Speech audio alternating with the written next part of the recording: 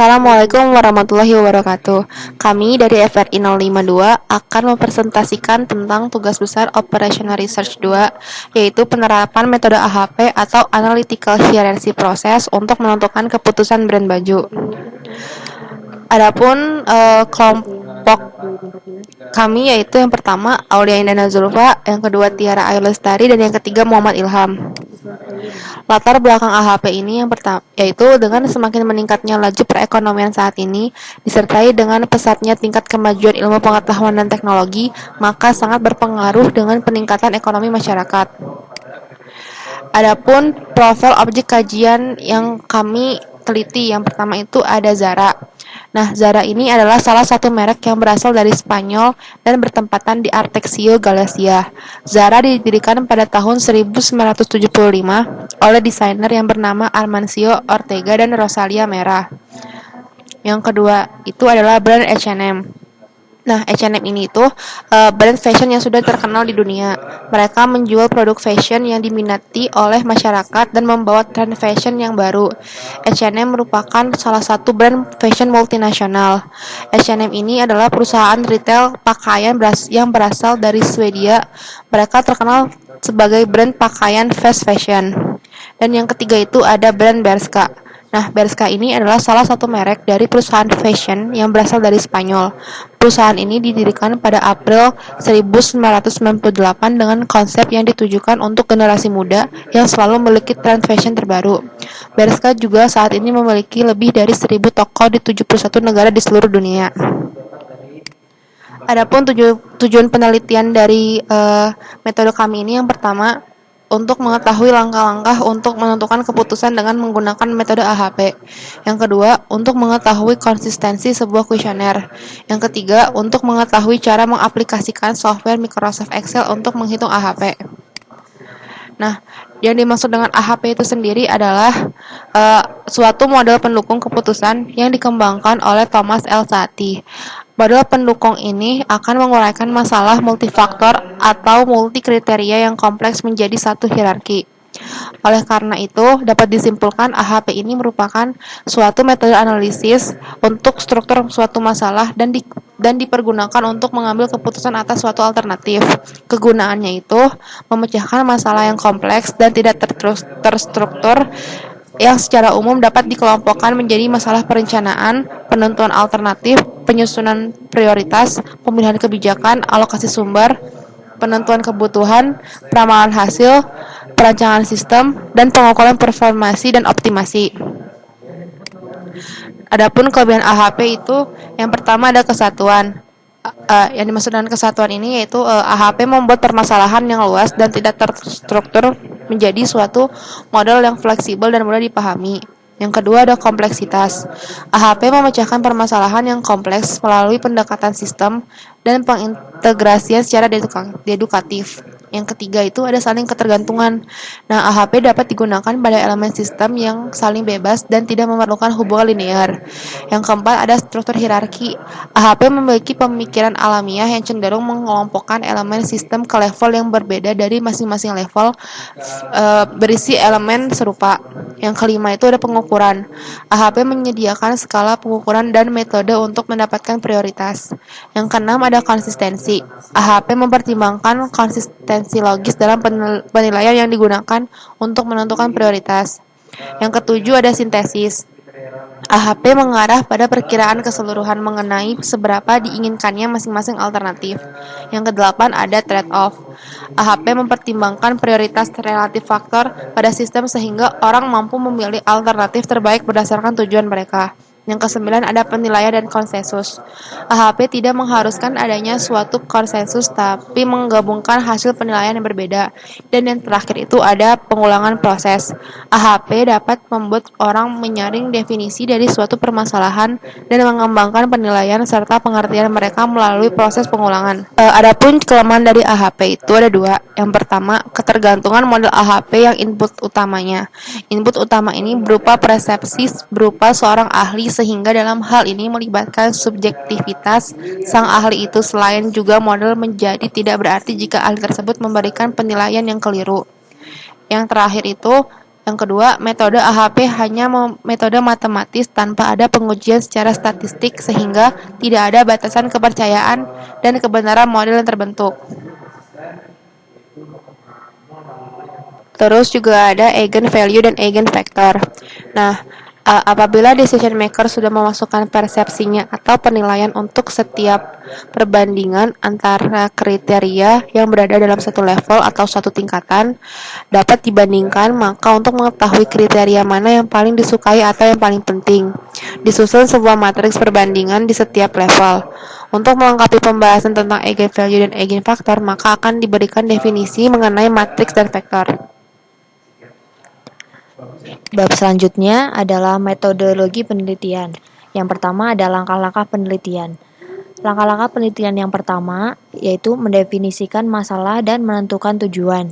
Yang kedua, menstruktur permasalahan ke dalam hierarki yang diawali dengan membuat tujuan umum. Dan yang ketiga, melakukan pengumpulan data kontribusi. Keempat, perhitungan bobot. Untuk yang kelima, perhitungan konsistensi. Keenam, mengulangi langkah 3, 4, 5, 6, 7, 8 untuk seluruh tingkat hierarki. Dan yang terakhir, menghitung priority ranking. Untuk penentuan kebutuhan data. Data-data yang dibutuhkan dalam penelitian ini adalah data kuesioner yang dibagikan ke dalam ketiga responden.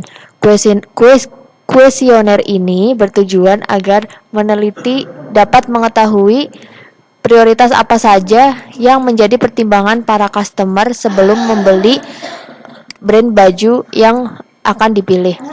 Pada penelitian ini menggunakan 5 kriteria sebagai perbandingannya, yaitu ada warna, harga, kualitas, desain, dan bahan. Penelitian ini juga menggunakan alternatif merek baju apa saja yang menjadi best merek, yaitu Zara, H&M, dan Bershka. Kok aneh sih?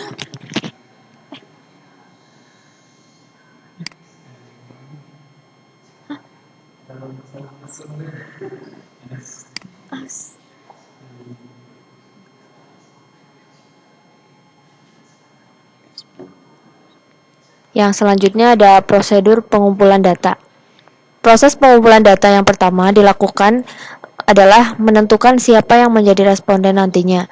Dan selanjutnya adalah menyebarkan kuesioner tersebut kepada responden yang telah terpilih.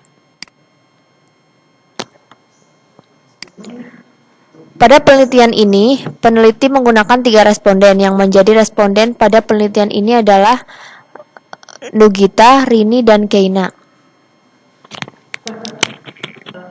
Lanjut. Itu apa sih mendefinisikan? Pengolahan data. Bab selanjutnya adalah pengolahan data. Yang pertama adalah mendefinisikan masalah dan menentukan tujuan. Pada pemilihan 3 alternatif dengan 5 kriteria, dibutuhkan suatu metode untuk dapat menentukan keputusan terbaik agar dapat memilih satu alternatif terbaik.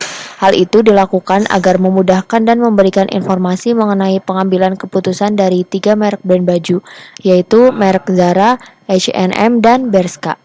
Dengan kriteria yang diberikan adalah dari warna, yang kedua dari harga, yang ketiga dari desain, yang keempat dari kualitas, dan yang kelima dari bahan.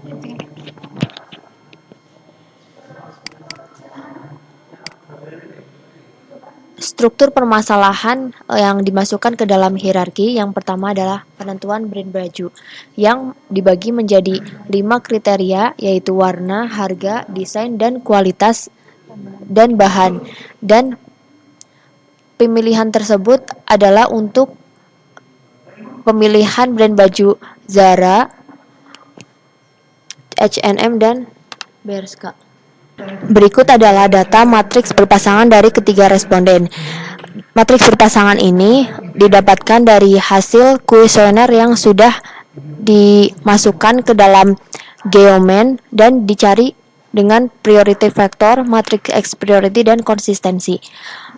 Pada penelitian ini didapatkan priority factor terbesar yaitu sebesar 0,35 dan konsistensi sebesar 5,51 pada desain.